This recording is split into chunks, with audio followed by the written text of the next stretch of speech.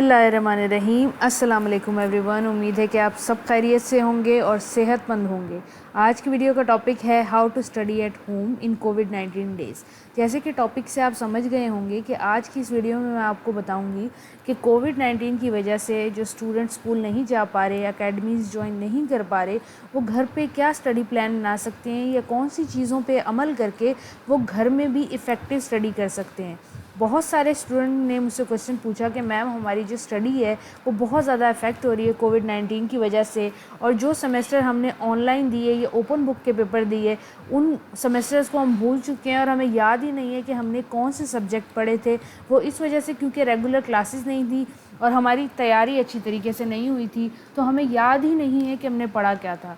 तो उन स्टूडेंट्स के लिए मैंने ये वीडियो बनाई है ताकि उन्हें मैं बता सकूं कि घर पे बैठ के भी आप किस तरीके से इतनी इफ़ेक्टिव स्टडी कर सकते हैं कि आप अच्छे मार्क्स गेन कर सकें और आप जो याद करें वो आपको हमेशा के लिए याद हो जाए और आप उसको अपनी ज़िंदगी में अप्लाई भी कर सकें। तो अब चलते हैं अपनी आज की वीडियो की तरफ, जिसके अंदर हम डिस्कस करेंगे how to study at home in कोविड-19 डेज़। सबसे पहले एक मैंने बहुत अच्छा आर्टिकल पढ़ा था जो मैं आज आपके साथ ये स्क्रीन पे शेयर कर रही हूँ। इसके अंदर हर वो क्वालिटी लिखी हुई है जो कि एक स्टूडेंट को अपनानी चाहिए अगर वो घर में स्टडी करना चाह रहा है कोविड-19 के डेज़ के अंदर। तो इस आर्टिकल में कुछ इस तरह लिखा हुआ है कि प्रोज़ एंड कॉन्स बताए हुए हैं कि कौन कौन सी अच्छाइयाँ हैं घर में पढ़ने की और क्या क्या बुराइयाँ हैं। सबसे पहले अच्छी बात घर में पढ़ने की ये है कि आपके पास कंफर्टेबल जगह होती है पढ़ने के लिए, क्लासरूम जैसा रिजिड प्लेस नहीं है। इसके बाद लो प्रेशर इन्वायरमेंट होता है, यानी कि क्लास में 30 बच्चे होते हैं, मुसलसल बोल रहे होते हैं और आपने फिर भी पढ़ना होता है, तो ऐसा प्रेशर वाला इन्वायरमेंट नहीं है। हाँ, घर के अंदर ये प्रॉब्लम ज़रूर है कि डिस्ट्रैक्शंस हो सकती हैं, आपकी सिस्टर, आपकी मदर, आपका छोटा भाई, कोई भी डिस्ट्रैक्शन हो सकती है और स्टूडेंट की अपनी प्रोक्रास्टिनेशन हो सकती है, यानी कि कोई भी काम या स्टडी को डिले करना प्रोक्रास्टिनेशन कहलाता है। Procrastination is a process in which we delay some actions. Obviously study के एक्शन को जब हम डिले करेंगे तो we are doing what, procrastination, and distraction is the most biggest obstacle in our way to study in home. अब distractions क्या हो सकती हैं? टीवी हो सकता है, बहुत ज़्यादा नींद आना हो सकता है, सोशल मीडिया की वजह से ज़्यादा वक्त मोबाइल पे लगाना, अपने घर में सफाई काम वगैरह, कोई भी चीज़ हो सकती है जिससे आप टाइम किल कर रहे हो और आपका जो गोल है पढ़ाई का वो अचीव ना कर रहे हो। लेकिन कुछ ऐसी ट्रिक्स मैं आपको इस वीडियो में बताने जा रही हूँ जिससे आप इफ़ेक्टिवली घर पे स्टडी कर सकते हैं। 8 ऐसी ट्रिक्स हैं इस आर्टिकल के अकॉर्डिंग।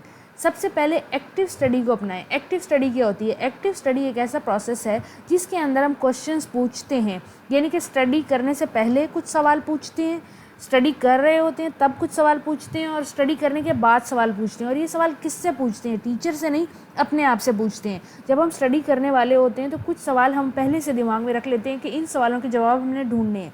फिर जब हम उसको स्टडी कर रहे होते हैं, ड्यूरिंग स्टडी हम कुछ क्वेश्चन फाइंड करते हैं।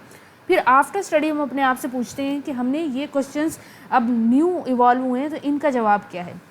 सबसे पहले अगर आप स्टडी करने से पहले जो सवाल हैं वो क्या हैं? सबसे पहले आपको पता होना चाहिए what am I about to learn. हम क्या पढ़ने वाले हैं? लिटरेचर पढ़ने वाले हैं, लिंग्विस्टिक्स पढ़ने वाले हैं, उर्दू पढ़ने वाले हैं, हम क्या पढ़ने वाले हैं? यानी कि कोई भी सब्जेक्ट आप पढ़ रहे हैं, कोई भी आर्टिकल पढ़ रहे हैं, आप नॉवल पढ़ रहे हैं, आप ड्रामा पढ़ रहे हैं, आप पोइम पढ़ रहे हैं, आपको पता होना चाहिए कि आप पढ़ क्या रहे हैं। ये आपके माइंड को एक्टिव करता है। इसके बाद what do I already know about this subject, कि जो सब्जेक्ट मैं पढ़ रहा हूँ इसके बारे में मैं पहले क्या पढ़ चुका हूँ। अगर कुछ पढ़ चुके हैं तो दिमाग में आएगा, अगर आप बिल्कुल न्यू सब्जेक्ट पढ़ रहे हैं तो ऑब्वियसली नहीं आएगा। अगर आप पहले पढ़ चुके होंगे कुछ, इसके बारे में आपके टीचर ने थोड़ा सा नो हाउ दिया हुआ होगा, तो आपको अंडरस्टैंडिंग में बहुत ज़्यादा मदद होगी। अब दूसरे, ये जब मिडल वाइल इन स्टडी क्या करेंगे, वो कौन से क्वेश्चन हैं जो आप जब अपना काम स्टडी कर रहे हो तब पढ़ें।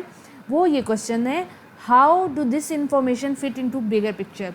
आप जो नॉवल पढ़ रहे हैं, ड्रामा पढ़ रहे हैं, पोइम पढ़ रहे हैं, उसको अपनी लाइफ से जब रिलेट करते हैं, उसको अपनी मेमोरी में जब फिट करते हैं तो आप उसकी अंडरस्टैंडिंग डेवलप करते हैं और उसको रियल लाइफ के इवेंट से मिलाने लगते हैं। और जब आप किसी भी बुक की चीज़ को रियल लाइफ के इवेंट से मिलाते हैं तो you are creating a bigger picture and you are fixing your memory by feeding information. दूसरा सवाल कौन सा आपके जहन में आना चाहिए, do I understand what I just red.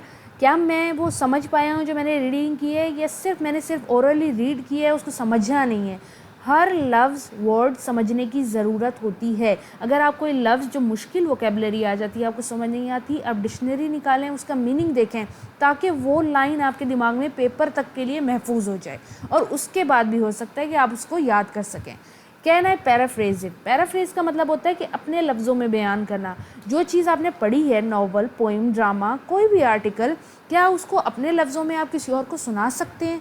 और आप आखिरी जो बहुत इंपॉर्टेंट पॉइंट होता है वो ये कि कीवर्ड्स और की आइडियाज़ को नोट कर लिया करें, उसको बाकायदा लिख लिया करें। अगर आप किसी चीज़ नॉवल को पढ़ा है तो उसके की आइडियाज़ जब आप लिख लेंगे सीरीज़ के साथ, तो आप बाकायदा उसकी समरी लिख सकते हैं, आपको याद करने में आसानी होगी। पेपर के दिनों में आप पूरा नॉवल नहीं पढ़ेंगे, सिर्फ वो कीवर्ड्स, आइडियाज़, पॉइंट्स पढ़ेंगे, सीरीज़ ऑफ इवेंट को देखेंगे और आपको पूरा नॉवल याद आ जाएगा।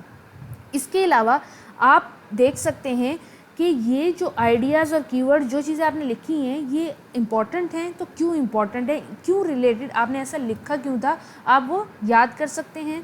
इसके अलावा जब आप पढ़ चुके हो कोई भी नॉवल, ड्रामा, कोई भी चीज़ आप अपनी स्टडी का सब्जेक्ट पढ़ चुके हैं, तो आपके दिमाग में ये सवाल आने चाहिए, what can I take away from this study session? जो मैंने 1 घंटे की स्टडी की है, इसके अंदर मैंने क्या लर्न किया, जो लर्न किया क्या मैं उसे पैराफ्रेज कर सकता हूँ? इसके बाद What do I need to revive और learn the next time? क्या मुझे इसको दोबारा पढ़ने की ज़रूरत है या बस मैं आगे चलूँ? अगर आप उसको पैराफ्रेज कर सकते हैं, उसकी छोटी सी प्रेसी बना सकते हैं और आप किसी को एक्सप्लेन कर सकते हैं उस टॉपिक को, तो आप ये टॉपिक समझ चुके हैं। लेकिन अगर आप वो टॉपिक इस तरह से नहीं समझे कि आप किसी और को समझा सकें, तो आपको रिवीजन या रिव्यू करने की ज़रूरत है। दूसरा पॉइंट जो बहुत इंपॉर्टेंट है वो है get a good night sleep. बहुत सारे बच्चे कोविड-19 की वजह से टाइम टेबल उनका डिस्टर्ब हो गया, क्योंकि वो स्कूल के लिए सुबह नहीं उठ रहे, कॉलेज के लिए सुबह नहीं उठ रहे, वो उठ ही 1 बजे रहे हैं, 2 बजे उठ रहे हैं। ये अनहेल्दी हैबिट है। और जब वो उठ 1 बजे रहे हैं, 2 बजे रहे हैं, तो वो रात के 3 बजे सो रहे हैं। रात के, आपको पता है कि जो नाइट का टाइम है वो 10 बजे से शुरू हो जाता है और सुबह 4 बजे तक आपके दिमाग में एक ऐसा हार्मोन बनता है जो आपको बहुत ज़्यादा रिलैक्स करता है। और जब इस टाइम पीरियड में आप नहीं सोएंगे तो ऑब्वियसली आपकी ब्रेन की वो रिक्वायरमेंट पूरी नहीं होगी। एक एवरेज स्टूडेंट को ज़रूरत होती है कि वो 8 घंटे कम से कम सोए। अगर आप 8 घंटे नहीं सोते तो आप अच्छी स्टडी नहीं कर सकते। इसके बाद स्टडी एट राइट टाइम। हर किसी को पता होता है कि उसका स्टडी टाइम क्या है। कुछ लोग रात के वक्त बहुत अच्छा पढ़ते हैं, कुछ लोग सुबह के वक्त बहुत अच्छा पढ़ते हैं। कुछ लोगों को सुबह के वक्त बहुत आसानी से याद हो जाता है और कुछ लोगों को रात के वक्त आसानी से याद होता है। तो आपका भी कोई ना कोई स्टडी टाइम होगा। अगर नहीं है तो फाइंड करें कि क्या आप रात को बेहतर अच्छे तरीके से समझते हैं, सुकून से पढ़ लेते हैं, या फिर आपको दिन की ज़रूरत होती है। उस हिसाब से आप टाइम निकालें और उस टाइम पे ही पढ़ें, ताकि आपको वो रिवाइज़ करने की ज़रूरत ना पड़े और पहली दफ़ा पढ़ने में ही आपको अपना जो होमवर्क है, जो सब्जेक्ट है, वो याद हो जाए। इसके बाद का पॉइंट है have a designated study area. ये बहुत इंपॉर्टेंट है। आपकी कोई ना कोई स्टडी रूम होना चाहिए, कोई स्टडी टेबल होनी चाहिए, या फिर कोई स्टडी प्लेस होनी चाहिए कि जहाँ पे आप स्टडी कर सकें। वो कोई भी जगह हो सकती है, वो स्टोर हो सकता है, वो किचन हो सकता है, वो आपका बेडरूम हो सकता है, वो ड्राइंग रूम हो सकता है, जहाँ पे सिर्फ पढ़ाई का माहौल हो और वहाँ पे शोर शराबा ना हो।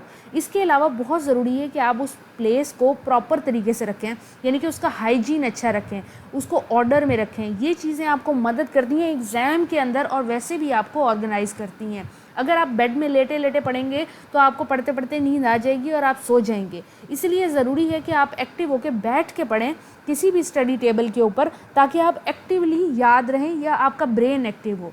इसके अलावा ईट प्रॉपरली। खाना खाना भी बहुत ज़रूरी है। जिस तरह हमारा स्लीप साइकिल कोविड-19 के डेज़ में डिस्टर्ब हो गया है, इसी तरह खाने का साइकिल भी डिस्टर्ब हो गया है। हम अपनी मर्ज़ी से खा रहे हैं, जबकि ऐसा नहीं है। अगर आप साइंसी एतबार से अगर देखा जाए तो पढ़ने से पहले अगर आप कुछ मीठा खाएं तो आपको ज़्यादा अच्छे तरीके से रियलाइज़ होता है। इसी तरह एक बबल गम का आर्टिकल आया था कि बबल गम अगर आप जो चबा रहे होते हैं वो चबाते हुए आप याद करें, तो जब आप एग्ज़ाम में वो चबाते हुए पेपर लिखेंगे तो आपको एज़ इट इज़ वो चीज़ें याद आएंगी। ये थोड़ा फ़नी सा आर्टिकल था, लेकिन स्टिल ये मैटर करता है कि आप अच्छी तरीके से खाना खाएं, आपका स्टमक फुल होगा तभी आपका ध्यान पढ़ाई के ऊपर लगेगा। इसके अलावा आपके ब्रेन को फ्यूल की ज़रूरत होती है। अगर आप क्योंकि पढ़ाई में पढ़ने में बहुत एनर्जी लगती है, आपके ब्रेन की भी और फिज़िकल एनर्जी भी लग रही होती है, तो दोनों चीज़ों के लिए आपका खाना खाना प्रॉपर ज़रूरी है। Get chores out of the way. आपके घर के काम आप पहले ही कर लें स्टडी करने से। अगर आप पहले स्टडी करेंगे और बाद में आपने काम करने होंगे, तो आप जब स्टडी कर रहे होंगे तो आपका माइंड डिस्ट्रैक्ट हो रहा होगा, आपको पता होगा कि आपने काम करने हैं और आप थक जाएंगे ज़्यादा। अगर आप अपने सारे काम जब ख़त्म कर चुके होंगे, आपका माइंड रिलैक्स होगा और फिर आप पढ़ेंगे तो आपको ज़्यादा अच्छे तरीके से समझ आएगा। इसके अलावा create a time table. Time table बहुत सारे स्टूडेंट को मदद करता है, लेकिन पाकिस्तानी और इंडियन स्टूडेंट में ये क्रेडिबिलिटी ही नहीं है मेरे ख्याल से कि वो टाइम टेबल के बारे में सोचें भी। हालांकि टाइम टेबल हर स्टूडेंट को बनाना, समझना, ऑर्गेनाइज़ करना और यूज़ करना बहुत ज़्यादा ज़रूरी है। अगर हम टाइम टेबल के ऊपर अपनी स्टडी ले आएँ तो हम इंटरनेशनल स्टूडेंट्स जैसे होते हैं या टॉपर्स जो होते हैं अकॉर्डिंग टू दैट हो सकते हैं। टाइम टेबल इसलिए ज़रूरी नहीं है कि ये आपको ऑर्गेनाइज करता है, टाइम टेबल इसलिए ज़रूरी है कि ये आपको फ्री टाइम देता है, आपको लेयर का टाइम देता है, और जो लेयर का टाइम होता है आपने उसको अर्न किया होता है, आप उसको इस तरह से इस्तेमाल करते हैं कि ये आपने कमाया होता है, उसको बेहतर तरीके से इस्तेमाल करते हैं। ये ना सिर्फ आपको ऑर्गेनाइज़ करता है बल्कि आपको क्लीन रखता है, आपको ऑर्डर्ड रखता है, आपको स्ट्रेस नहीं होने देता और आपकी ब्रेक्स को भी वैल्यूएबल बनाता है। इसके अलावा यूज़र टाइमर। बहुत सारे बच्चे बैठते हैं तो 5 घंटे पढ़ने बैठ जाते हैं, कोई काम करते हैं तो उसी में लग जाते हैं। टाइमर का इस्तेमाल इसलिए ज़रूरी है कि हमें पता होना चाहिए कि कब हमने पढ़ना है और कब हमने ब्रेक लेनी है। ज़्यादातर बच्चे पढ़ रहे होते हैं लेकिन उसको समझ नहीं रहे होते। तो बहुत ज़्यादा इंपॉर्टेंट ज़रूरी बात मैं आपको बताना ये चाहती हूँ कि जितना भी पढ़ें उसको समझ के पढ़ें। अगर आप एक पैराग्राफ ही पढ़ रहे हैं दिन के अंदर, अगर आप एक दिन एक चीज़ सीखें तो 365 दिन होते हैं साल के अंदर, 365 डेज़ होते हैं, और अगर एक दिन एक चीज़ लर्न की जाए तो 365 डेज़ में 365 चीज़ें लर्न की जा सकती हैं, जो कि एक बहुत बड़ी बात है। अगर आप 365 चीज़ें सीख लेते हैं साल के अंदर, तो मेरे ख्याल से इससे ज़्यादा प्रोडक्टिव चीज़ कोई भी नहीं हो सकती। आप अपने साल को, अपने टाइम को अच्छी तरीके से अवेल करें। स्टडी सिर्फ इसलिए ना करें क्योंकि आपने एग्ज़ाम्स को क्लियर करना है, स्टडी इसलिए करें क्योंकि आपने पॉलिश होना है। उम्मीद है कि आपको आज की वीडियो पसंद आई होगी, समझ आई होगी। अगर आपको इस वीडियो से कोई फ़ायदा होता है तो अपने दोस्तों के साथ ज़रूर शेयर करें और अपना ख्याल रखें। अल्लाह हाफ़िज़।